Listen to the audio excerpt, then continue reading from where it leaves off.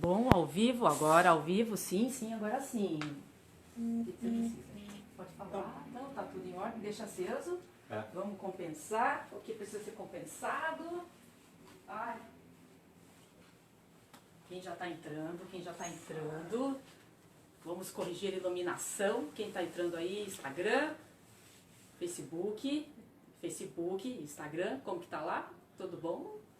Estou aparecendo, Sim, estamos sim. bem enquadrados. Muito bom. Hoje com 2 Facebooks, hoje o Facebook da Brindisi e o Facebook meu próprio, de mim mesma, Carla Oliveira, perfil pessoal. Que eu estava transmitindo todos esses dias do perfil pessoal, olha só, né? Uma desatenção, mas vamos agora transmitir. Só um instantinho. Isso parece mais achatado, é isso mesmo? E tá com essas caretas, é isso?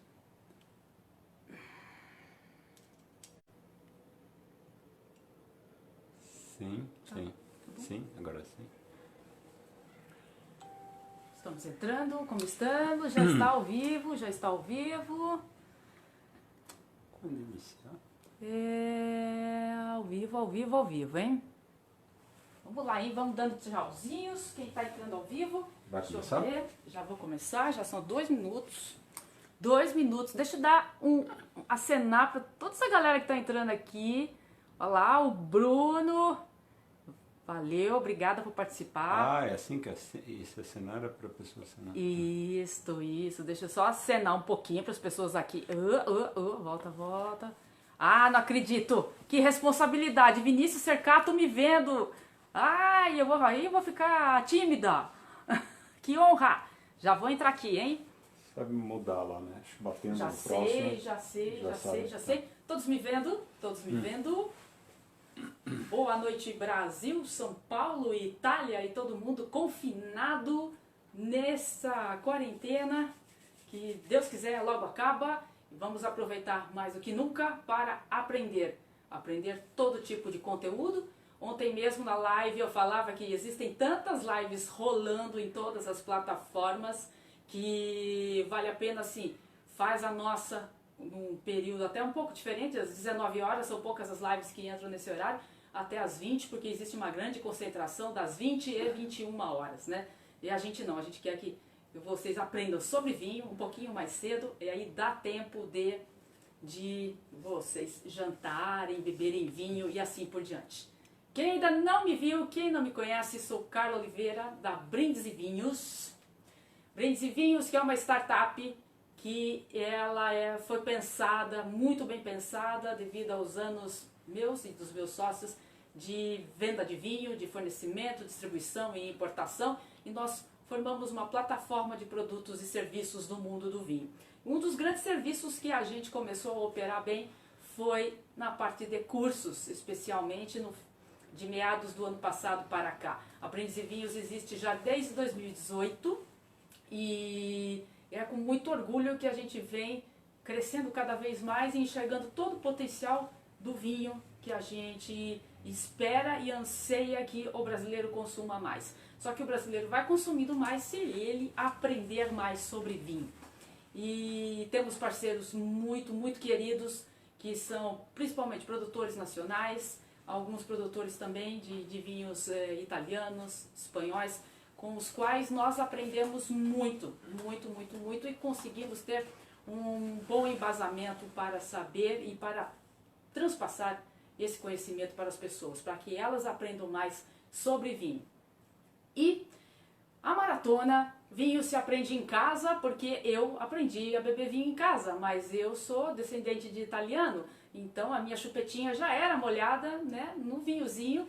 Na época, né, era um sangue de boi, por assim dizer, mas valia, né, tudo vale a pena se a alma não é pequena. E desde então, depois quando eu cresci, evidentemente, fui conhecendo os tipos de vinhos, né, comecei gostando muito mais de vinhos doces, né, aqueles vinhos de mesa. A gente vai conhecendo e aprimorando também a nossa capacidade de selecionar vinhos. Até que em 2010 mudei totalmente, né, o foco da minha vida e acabei deixando o mundo corporativo, né, e passei a me dedicar para conhecimento do mundo do vinho. E desde então agora com uma empresa própria que é a Brins e Vinhos fazendo distribuição e fornecimentos de produtos brasileiros, ó.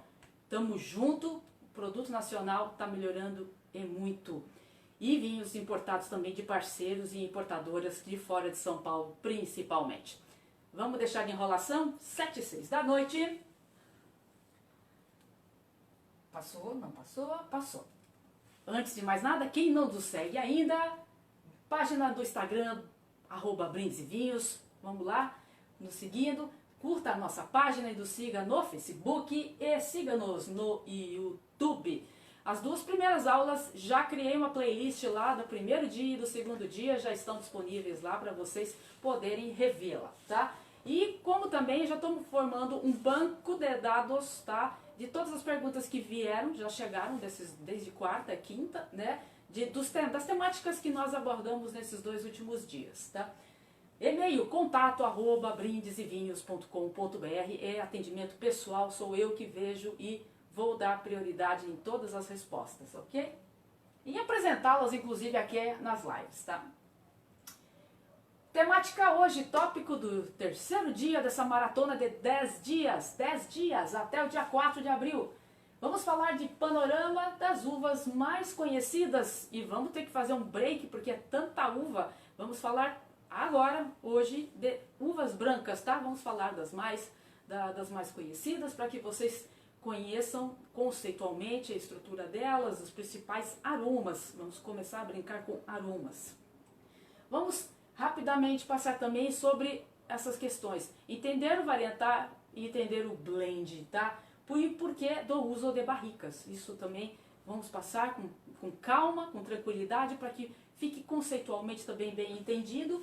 E vamos já começar a entrar numa seara deliciosa que é onde dos nossos cursos presenciais a gente mais tem a ansiedade, né, não só do espectador, mas do aluno que está lá do outro lado, em compreender e saber interpretar um vinho. Então isso não é uma arte, na verdade é técnica. Não precisa, tá dando aceno, não. Senão ele vai derrubar a câmera aí do Instagram.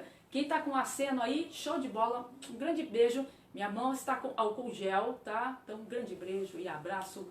Vamos em frente.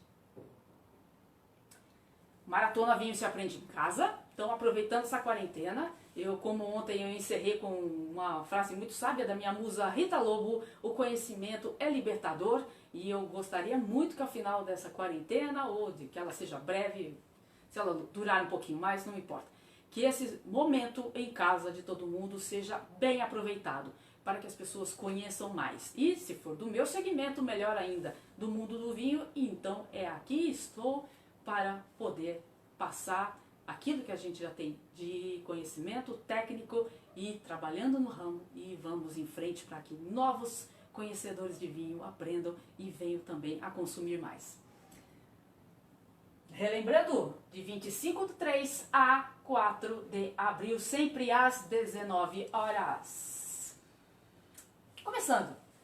Começando a falar sobre esse panorama dessas uvas brancas mais conhecidas. Vamos falar de maneira bem tranquila, né? E até vou falar como se fala exatamente o nome delas em francês, tá? Para que ninguém peça uma uva, né? Assim, que uva estranha que é essa que foi chamada, tá? Então vamos falar do elenco das uvas brancas. Ontem, esse slide foi até bem comentado, né? Isso aqui era a conceituação de vinhos brancos e por estruturas como eles eram enquadrados, né? Nós temos só relembrando quem viu a live de ontem, vinhos leves, vinhos aromáticos, vinhos médios para encorpados. Nos leves, já estamos começando a falar então de uvas agora. Sauvignon Blanc, Pinot Grigio, Grüner Veltliner, Koshu, uma uva até japonesa bem famosa. Espera só um pouquinho, gente. Como era esperado, eu esqueci de fazer a apresentação. Alguns dos meus filhos podem invadir a live. Essa daqui é a princesa Leia, tá? Querida da mamãe, ela veio participar da live e ela tá fazendo um barulhinho aqui que eu vou ter que fazer com que ela pare de fazer o barulhinho. Pronto, tudo controlado, tudo certo. Uvas aromáticas. Falávamos de uvas aromáticas, assim, o que é mais marcante é você levar o nariz à taça, você vai saber que ela tem todo um potencial, né, e uma riqueza E até muitas pessoas às vezes estranham, né? A gente sabe que tem gente que ama torrontés e que odeia torrontés. Então é como um Corinthians e Palmeiras praticamente, né? Gewürztraminer, torrontés, Riesling, essas são as principais uvas desta categoria. E nas médias e encorpadas, e a minha filha ainda está fazendo bagunça aqui, a mais conhecida de todas, a Chardonnay e Viognier. Essas são então as principais. Você quer alguma coisa? Vai tirar ela daqui? Deixa ela, gosta de participar da live, ela é muito comportadinha. Vamos lá. Ela vai ajudar a mamãe. Com a quarentena com filhos, né, gente? Vamos lá. Sauvignon Blanc. Todo mundo falando certo. Não é Sauvignon, não é Sauvignon. Sauvignon, ok? Sauvignon.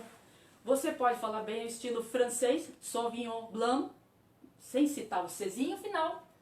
Ou no modelo mais americanizado, né? Sauvignon Blanc. Ok? Capturaram? Aprenderam? Vai valer $1 milhão isso, hein? Principais características da Sauvignon Blanc. Origem, Bordeaux. Muito conhecida em Bordeaux. Regiões onde ela mais se destaca, o famoso Vale do Loire e também na Nova Zelândia. Esse aí tem chegado, chega até às vezes com screw cap. Falaremos de tipo de rolha nos próximos dias, tá? E o que é apaixonante do Sauvignon é também Sauvignon Blanc e a sua amiga Chardonnay, que é a próxima tela, é típico também. É um Grêmio e Inter, é um Palmeiras e Corinthians, é um Fla-Flu.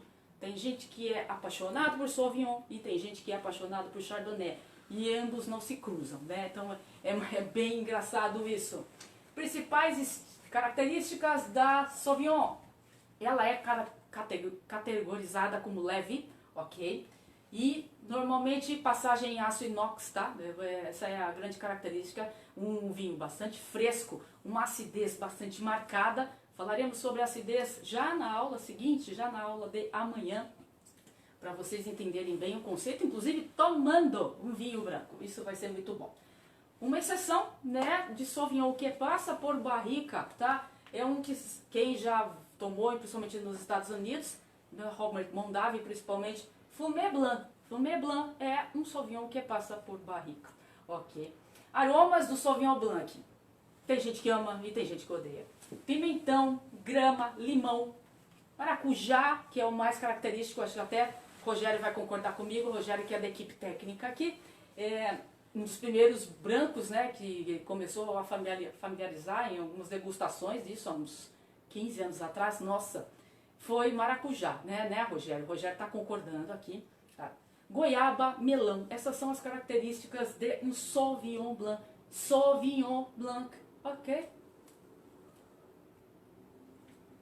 Chardonnay. Chardonnay, não é Chardonnay, nem Chardonnay, tá bom? Minha filha está querendo sair daqui. Chardonnay, Chardonnay, Chardonnay. Chardonnay, Borgonha, França, é a terra-mãe dessa uva branca, a rainha das brancas, a mais plantada no mundo todo e a cepa que mais se adapta também aos locais, tá? Então sempre quando você acaba vendo viticultores, né, e produtores priorizando as escolhas, a Chardonnay sempre vai estar, Chardonnay sempre vai estar junto. Principais regiões onde elas se destacam, como na origem mesmo, a própria Borgonha, o famoso Chablis, né, é feito de Chardonnay, e a Chardonnay é uma das uvas mais importantes do Champagne, já que ela faz a tríade Chardonnay, Pinot Noir e Pinot Meunier. O estilo do Chardonnay. Chardonnay médio ou encorpado. O que define isso, principalmente? Se a passagem por barrica e depois foi feito um negócio que falei que era um palavrão ontem chamado malolática, né? Malolática, e tem um outro processo também chamado, quem já viu isso em rótulo, ficou com dúvida, surli, ou seja, ficar com as leveduras, né, por algum tempo, é para que esse Chardonnay ganhe uma cremosidade, uma untuosidade maior, tá? Passando por barrica ou não, tá? Essa é uma das paixões do Chardonnay. E a acidez é bastante presente, tá? Não é exacerbada como a do Sauvignon, mas ela é bastante marcante. A elegância do Chardonnay é a tônica dessa uva. Principais aromas: maçã verde, limão, siciliano, abacaxi, pêssego. E quando temos a passagem por barrica ou por essas fermentações, né, a malolática, ou quando fica em contato com as leveduras, né, com as cascas, esse surli, ganha um baunilha ou um amanteigado. Então essas são as paixões que o Chardonnay acaba causando.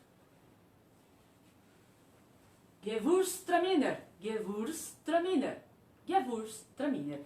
Aqui tem um duplo, né? Eu no teclado eu acabei não conseguindo fazer, mas é um duplos pontinhos aqui. Gewürztraminer, Gewürztraminer. Origem, norte da Itália, bem lá, quase falando alemão, Alto Adige. Nós importávamos uma vinícola chamada Tramin, que ela é encantadora e ela simplesmente tem um vinho 100 pontos na decanter, que é de Gewürztraminer. Regiões onde se destacam as plantações de Gewürztraminer: Alsácia, França, Moselle, na Alemanha, e Canadá também começando a despontar como um bom produtor. Extremamente aromático. Tem a gente também, tem um povo que não gosta do torrontés e leva também isso para a Gewürztraminer. Ela é extremamente aromática, ela é uma das uvas mais simpáticas, porque ela faz tanto os vinhos secos quanto vinhos doces. Um dos meus filhos aprontou alguma coisa aqui atrás, só um instantinho. Aprontou? Já tá tudo em ordem. Passagem em aço inox, normalmente, tá? Esses vinhos, essa é a grande característica. Uma acidez também bastante presente, não é exacerbada. Sempre usem o Sauvignon Blanc como um norte, né, para entender a acidez de vinho, tá? Mas também bastante elegante, uma acidez marcada e uma facilidade de se beber. As grandes características de aromas de um Gewürz: lichia, gengibre, damasco, tangerina e manga, tá? Dependendo de onde é plantado, se é na Europa ou no sul, né, hemisfério sul, Argentina, Brasil, tudo, ganha essas familiaridades, ganha frutas mais tropicais quanto aromas. Quero saber, o som tá tudo em ordem, gente? Mandei um tchauzinho para nossa equipe técnica falar se tá tudo ok, o som tá ótimo, tá?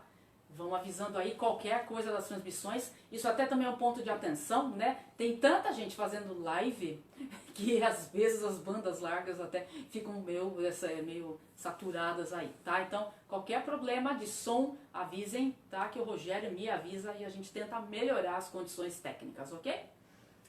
Riesling, tá? Não é Riesling, né? Não é Riesling, não é Riesling. Simples e fácil, tá? Principal origem, né, da uva aí é o Vale do Rio Reno, tá? Na Alemanha, bastante tradicional. Uma uva muito tradicional alemã. E aí, as principais regiões, tanto na Alemanha quanto no mundo: Rheingau, tá? Uma das maiores, né? Alsácia, de novo, lá na França, e a Austrália também aparecendo bastante com ótimas produções, tá? É leve, um estilo leve, mas de um aromático extremo. Sempre que chama muito a atenção, que o pessoal fala que tem cheiro de petróleo, de gasolina.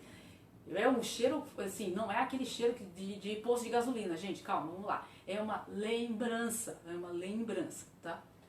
Ele tem um componente, né, até depois a gente pode pedir uma aula só para o Vinícius Cercato lá para explicar qual que é essa enzima que existe na uva, né, em especial na Riesling, que dá esse aroma de petróleo, tá? Gasolina, tá? Mas sem ficar enlouquecido. Não é um cheirão de gasolina, de posto de gasolina, tá ok? Leve aromático, também faz vinhos secos e doces, ou seja, tá? Então faz vinhos de sobremesa. Principal passagem por aço inox é sempre a tendência do Riesling. O Riesling, ele é um vinho que, mesmo sem passagem por barrica, ele é longevo, ele tem uma boa evolução em garrafa. Então, existem Rieslings bastante antigos e quanto mais o Riesling ele tem um tempo de guarda em garrafa, você ao comprar uma obra de arte, Riesling, vinhos da uva Riesling são obras de arte, tá? E devem ser muito bem tomados, né? E admirados, ok? Principais aromas da uva Riesling: pera, flores brancas, maçã verde e o famoso petróleo, tá ok?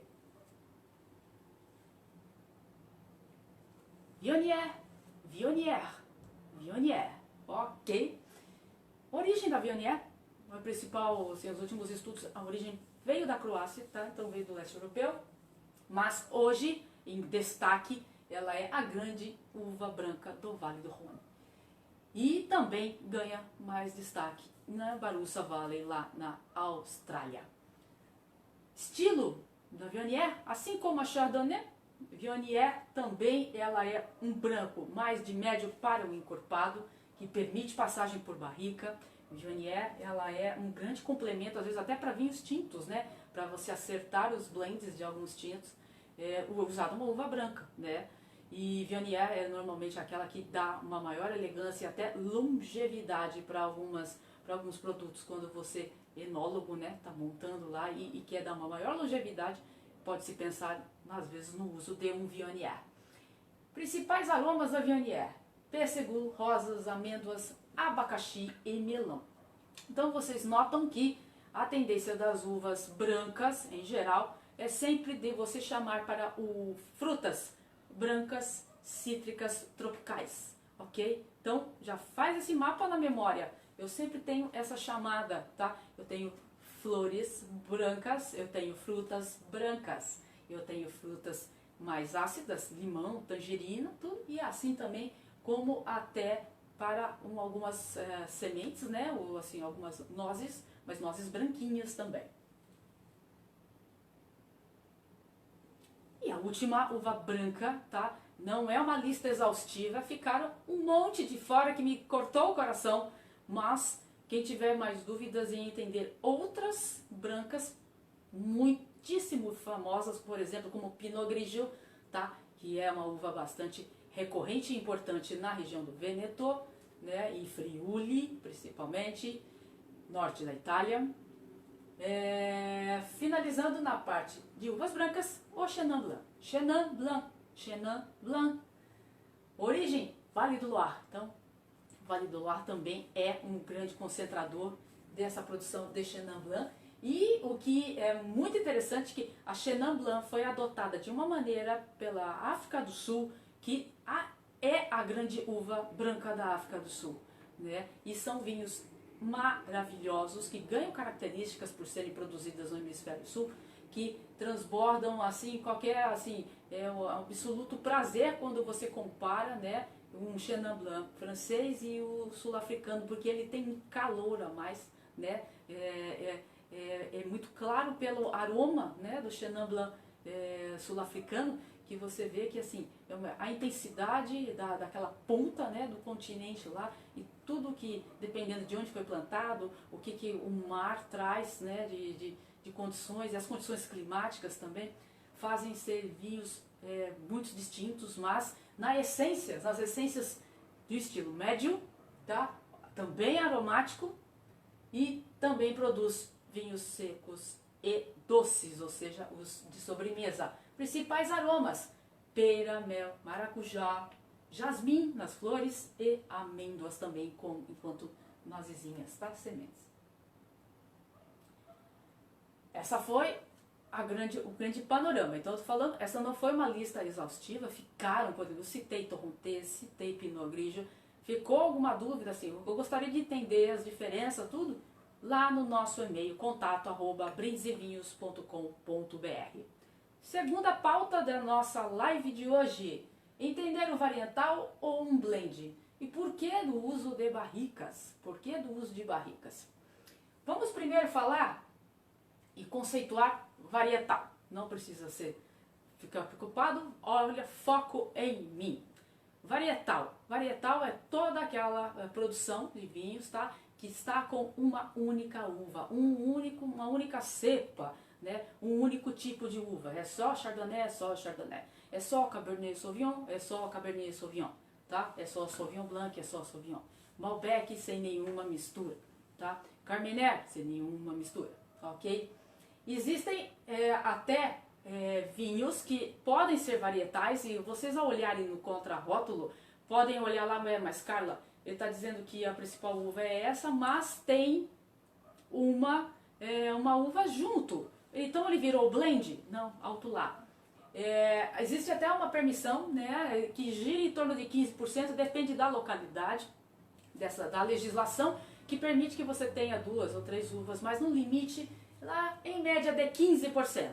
Se não ultrapassar, né, essa média, o vinho é considerado varietal, tá? Então pode ser um Malbec, mas ele pode ter um pouquinho de Cabernet, tá? E outras uvas para dar mais uma estruturada em taninos, né? Aí depende do talento do enólogo para isso, e é considerado varietal. Já o blend, aí sim, o blend ou assemblage, que é a outra terminologia usada, este sim, você tem um mix de uvas, tá?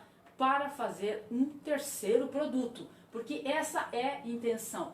Você pode misturar os produtos, tá? Que você tem um Malbec, um produto que no caso é o suco de uva, um Malbec e um Cabernet, para que você consiga, com cada parte sendo somada, criar uma terceira visão. E o porquê de se fazer isso? Por que um enólogo pensa em montar um blend? O fundamental é isso, o enólogo tem que ser muito bom, porque ao entender que ele vai montar um blend, ele está tendo a ousadia de saber que uma determinada uva, com determinadas características, com a colheita que houve, com o processamento, tem determinada acidez, determinado tanino, e ele quer juntar uma outra também com determinada característica, que sofreu um tipo de insolação, que teve colheita perfeita, tudo com outras características, um tanino também diferente daquela do primeiro, e ele quer juntar. Então isso vira um quebra-cabeça, que eu juntei um vinho e juntei um outro, eu quero criar algo que me torne um terceiro produto bastante diferente. E normalmente todos os blends, né, e aí dependendo desse talento do enólogo principalmente, ele vai com certeza aprimorar o vinho que está sendo criado. Você está criando algo que você em alguma parte está tentando dar um outro sabor, uma outra característica. Você está tentando colocar um outro tipo de acidez quando você fez esse blend. Você está querendo, na verdade, uma uva que tem um tanino mais assim, ousado, né? Mais assim, que está precisando ser domado. Você traz uma outra para que esses taninos desse produto final fiquem mais acalmados, ou seja, fique um vinho mais equilibrado.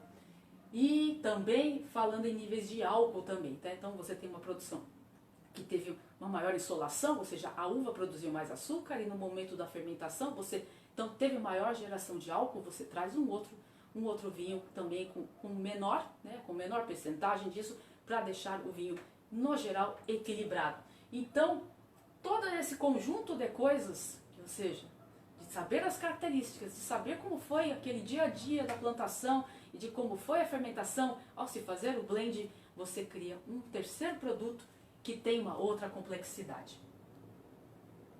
E mostrando de maneira gráfica, né, isso que é bem legal.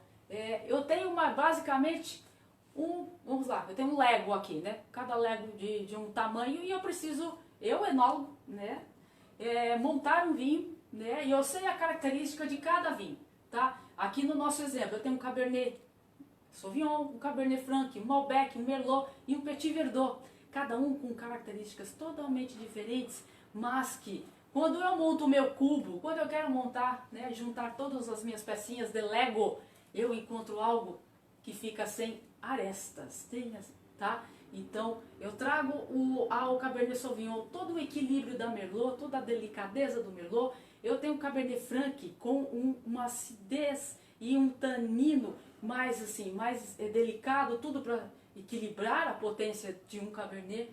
Eu tenho uma Malbec, por exemplo, que ela é muito mais frutada, ela é mais doce, por assim dizer, e que traz também outras características, assim como o Petit Verdot, que é a uva das uvas mais chiques, ou seja, é a uva, por exemplo, que entra em vinhos famosésimos, como se chamam, super toscanos, alguns super toscanos, tá? Isso você monta um super cubo, e isso precisa de uma grande inteligência do enólogo para montar, de vez em quando, até obras de arte. E às vezes isso até são padrões para algumas regiões, tá? Quando você vai a Bordeaux, né, quando você pede um vinho Bordeaux num empório ou num restaurante, conceitualmente, ele sempre vai ser blends. Dependendo se margem direita ou margem esquerda, não vamos entrar nesse assunto agora, tá? Eu posso pincelar mais outros nos dias para frente das nossas aulas, tá? Mas você sempre vai encontrar blends, tá? Assim, olha só quem voltou para a transmissão. É minha filhata, Princesa Leia, Entenderam? Então a passagem por barrica, ela vai trazer elementos muito interessantes para o vinho e não serve para consertar nada de errado no vinho, tá? Então sempre o pessoal fala que uma produção de uvas muito boa pode se tornar um vinho péssimo, dependendo na mão, né, como foi tratado, como foi feita aquela produção, tudo. E um vinho que a uva não é boa, assim, ela não consegue ser consertada ao longo do processo. Mas uma uva que está muito boa, que está perfeita, que está sã, ela pode ser estragada, né, se você não fizer, se você fizer coisas muito, assim, barberagens no processo de produção. E o Vinícius que sabe, né, que assim, tem muita gente que acaba fazendo barbeiragens de todo tipo. Depois a gente fala nas outras aulas. E também existem componentes, né, químicos na madeira, né, das barricas que entregam aquele conjunto de elementos que são os grandes, assim, que são exacerbados a cada vez que você vai tomar um vinho, que passa por barrica. As famosas notas de baunilha, né, o famoso tostado, o tabaco, ou aquele aroma de chá. Isso que você também vê por um vinho que passa por barrica, tá? Você passa 6 meses, você passa 12 meses, você passa 24. Quanto mais tempo numa barrica, esse vinho mais nobre é. Então você também tem uma precificação mais elevada. Isso também tem que ser entendido, ok?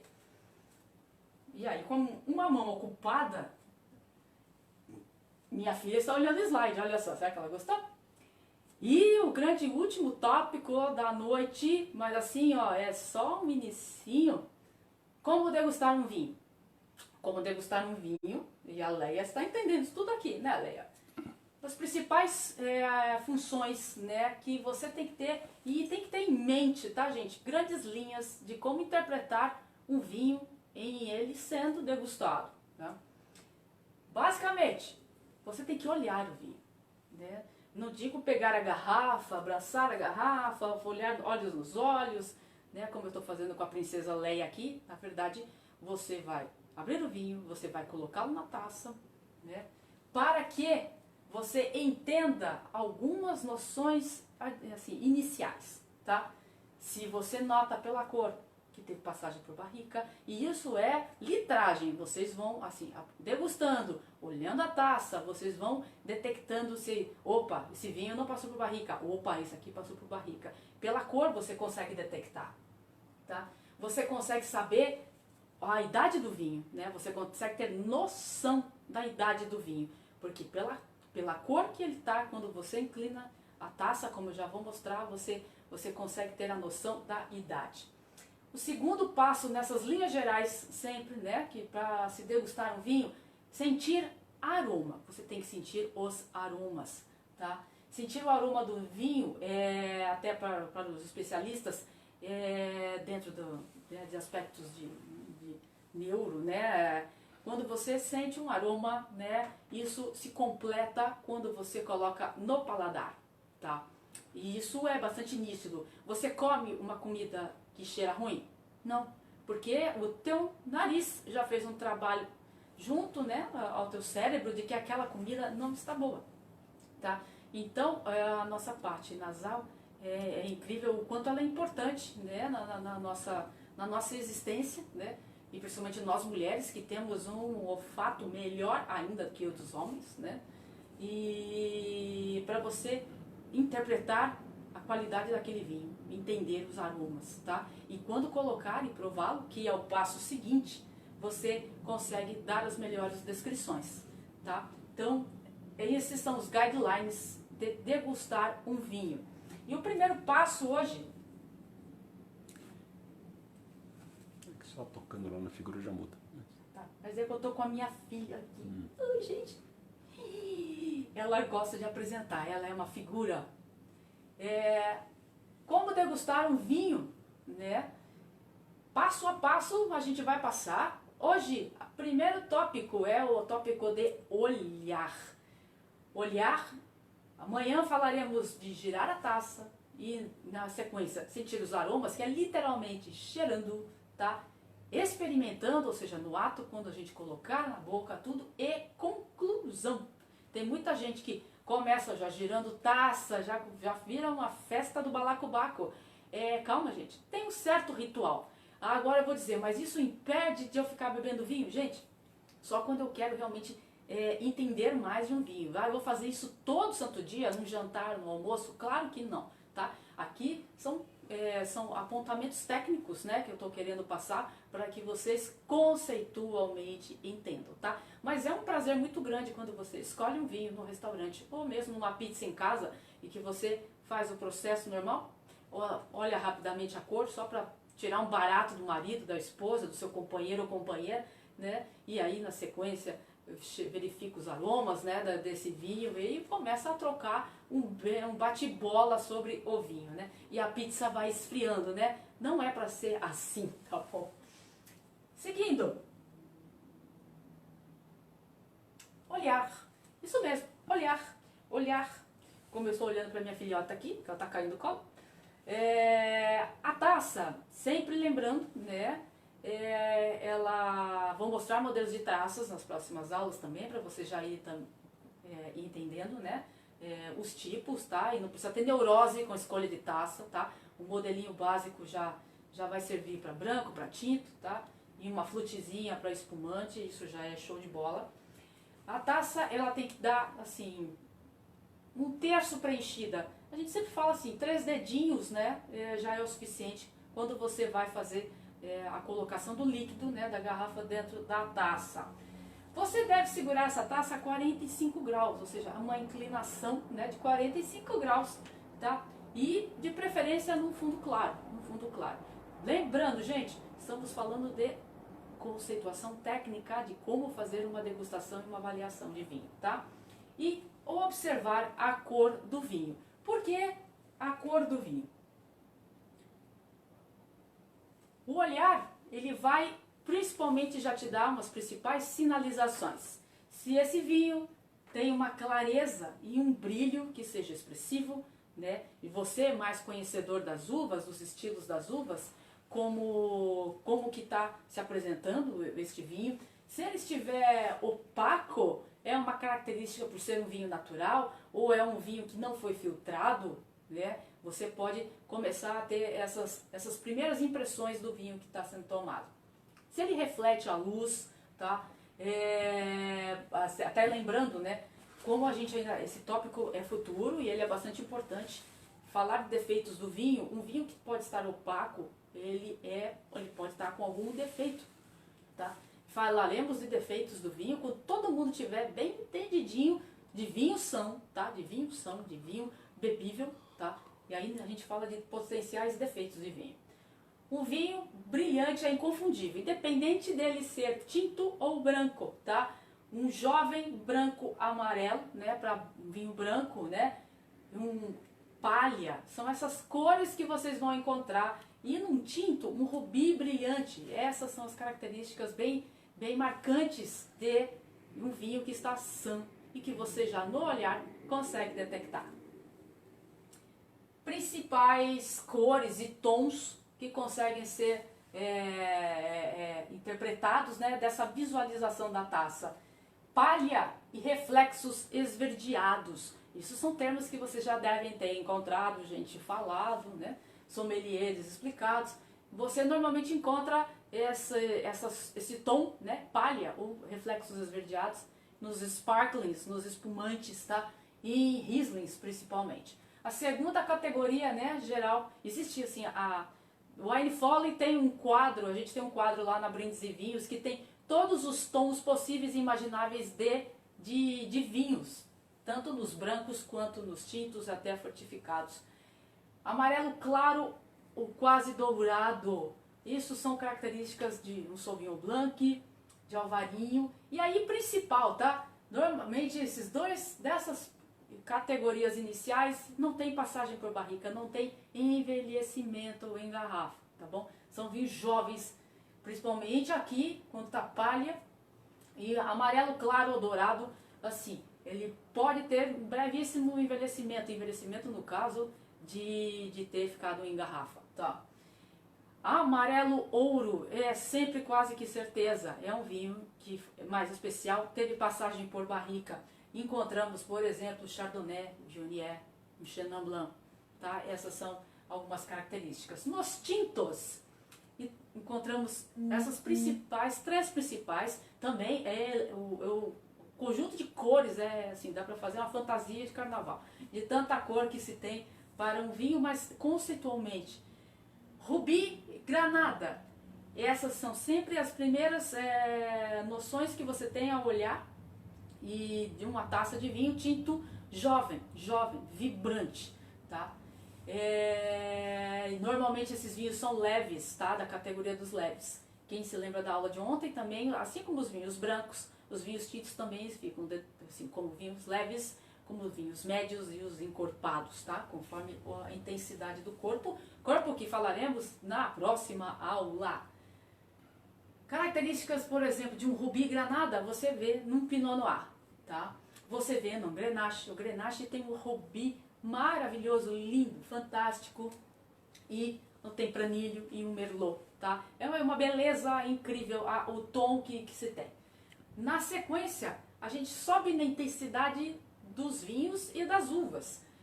A púrpura, ela é bastante vista em vinhos de Syrah, vinhos de Cabernet Sauvignon, no Malbec, Zinfandel ou Primitivo na Itália. Então, você já sobe um tonzinho a mais, você já tem uma densidade um pouco maior, né, nessa visualização. E o último nível, já caminhando para os tawnies, assim, ou seja, já quase chegando para os amarronzados, tá? O marrom chega a ficar bem marrom mesmo, quanto mais envelhecido o vinho é. Ou se é um porto, o porto tem bem uma cor bem amarronzada, tamanho, o tempo de envelhecimento, né, nas barricas. Tawny, todas as variações, né, sempre levam a ter ou um vinho de sobremesa, tá? Vinhos de sobremesa também passam e tem um envelhecimento que ganha um aspecto para amarronzado. E vinhos muito antigos, principalmente para os vinhos tintos, tá? Então, essa é uma característica que eu gostaria que ficasse. Tanto os brancos quanto os tintos, sempre em matéria de envelhecimento, eles trilham para tons amarronzados, tá? Independente se houve envelhecimento ou não, tudo, mas isso é da natureza, né, da uva.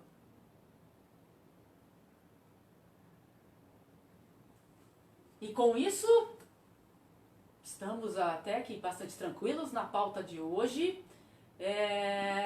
Falamos então do primeiro grande tópico de olhar. Então, eu espero que vocês hoje durmem ou se já vão comer uma pizza, né? Pedir comida dos pequenos negócios, isso é importante, tá? Pedir vinho dos pequenos negócios, nós lá na Brindisi estamos também para apoiá-los. Teve gente que liga para saber se a gente está trabalhando, estamos lá, tá? Como eu falei ontem, eu fico confinada, uma parte na casa lá da Brindisi e depois eu fico confinada aqui em quarentena na minha casa. Amanhã, sabadão, tem aula? Tem, evidentemente, mas aí será uma aula para a gente começar a colocar em prática aquilo que nós vimos hoje. Usarei um Dunamis Chardonnay 2016, se eu não me engano. Vinícius, se eu errei a safra, me perdoa. Estou meio doida hoje. E vamos até falar de algumas dúvidas que chegaram no nosso e-mail, né? E o principal, seguir para a parte 2 do processo de degustação. Então, já que eu falei desse aspecto de olhar, né? Então, agora com um vinho, né? Com um Dunamis Chardonnay, que eu vou estar no meu happy hour aqui junto com o Rogério, tá? Nós vamos fazer essa apresentação desse vinho branco, que é o clássico da Dunamis Vinhos e Vinhedos. Um beijo para Carolina Peterle, Vinícius Cercato, todo mundo lá. Força! O pessoal tá na lida, né? Tá na produção. Safra 2020 vai ser maravilhosa, já vou dizendo. Virão vinhos lendários dessa safra 2020 da colheita da Dunamis lá. Então, falaremos dos seguintes processos, então, de analisar no aroma e de como degustar. né? Então, de maneira tranquila, para que passo a passo vocês também possam reproduzir isso na sua casa. Porque o intuito dessa grande live aqui da Maratona Vinho Se Aprende em Casa é isso. Conhecimento te traz libertação para as suas novas escolhas, para as suas futuras escolhas, ou até para você entender os seus atuais gostos. Isso que é importante. Às vezes as pessoas falam, eu gosto de determinada uva e não gosto e não entendo o porquê.